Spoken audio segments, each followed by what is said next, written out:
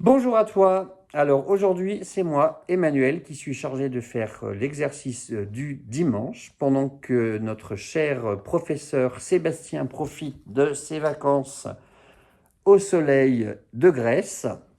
Et je te propose donc un exercice de géomancie, un art ancestral très très ancien et pourtant assez peu connu.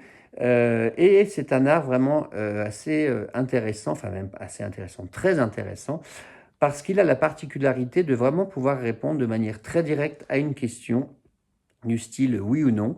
Est-ce que telle situation va se produire ou est-ce que telle situation ne va pas se produire?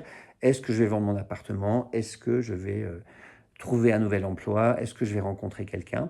Là où d'autres supports tels que le tarot de Marseille, par exemple, ou bien l'astrologie, la numérologie, etc., les questions à poser, c'est plutôt comment va évoluer ma situation financière, comment va évoluer ma situation amoureuse, etc.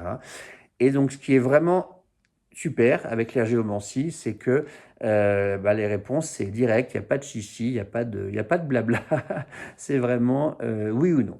En plus, je trouve ça assez joli parce qu'il y a tout un historique autour de la géomancie, en particulier donc la représentation sous ce qu'on appelle la forme d'un écu géomantique. Donc c'est ce que tu as ici à l'écran. Et cet écu géomantique, en fait, se compose de plusieurs figures. Il y a 4 figures mères qui sont représentées ici dans l'écu, qui sont donc les figures apparaissant dans les maisons 1 à 4. Et à partir de ces figures mères, eh bien, on va construire les figures nièces et les figures filles. Donc ça, c'est ce que je vais t'inviter à faire dans cet exercice.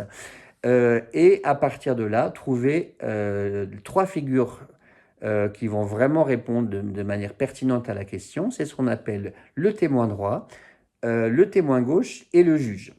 Donc, l'exercice de ce dimanche consiste à construire cet écu géomantique pour me dire quelle est la figure que tu retrouves en témoin droit, quelle est la figure géomantique que tu retrouves en témoin gauche, et enfin, quelle est la figure géomantique que tu retrouves en juge. Voilà. Et la deuxième partie de l'exercice consiste à répondre à cette question, comment vont évoluer mes finances? Ou si on pose ça, la question d'une manière oui ou non, eh bien, est-ce que mes finances vont bien évoluer? Donc, est-ce que là, je vais prochainement gagner de l'argent ou au contraire en perdre? Et donc, je t'invite pour ça à me donner quelle est la maison de la question et pour répondre à cette question-là. Voilà, donc je te laisse remplir cet écu géomantique. Tu vois les 4 figures mères qui sont ici présentes à l'écran et ce ne sont pas des formules magiques de Harry Potter, mais c'est du latin. Donc en maison 1, tu as cette figure qui s'appelle Albus. Albus, ça veut dire le blanc, un peu comme Albus Dumbledore d'ailleurs dans Harry Potter, qui est une figure de sagesse, de patience, etc. En maison 2, tu as la figure qui s'appelle Cauda Draconis et qui, souvent celle-ci, c'est un peu comme le Serpentard peut-être, c'est la maison Serpentard, ça c'est une figure difficile, une figure de perte, une figure de choses un petit peu louches, un petit peu compliquées, ça veut dire la queue du dragon.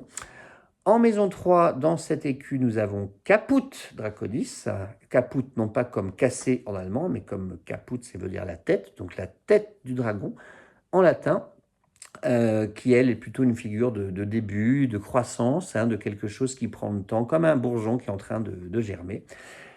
Et enfin, en maison 4, on a ici cette figure qui s'appelle Fortuna Minor, qui veut dire la petite chance, et non pas la petite fortune, parce que fortuna en latin, ça veut dire chance, hein, puisqu'en ancien français, hein, quand on dit contre mauvaise fortune, bon cœur, par exemple, hein, la fortune, c'est pas la fortune au sens de la richesse, mais c'est la fortune au sens de la chance. Hein. Donc en ancien français, on parlait de fortune ou de fortuna pour dire la chance. Donc cette figure s'appelle petite chance.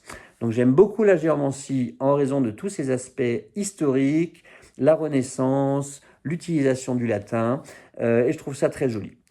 Voilà, donc je te rappelle les consignes de l'exercice.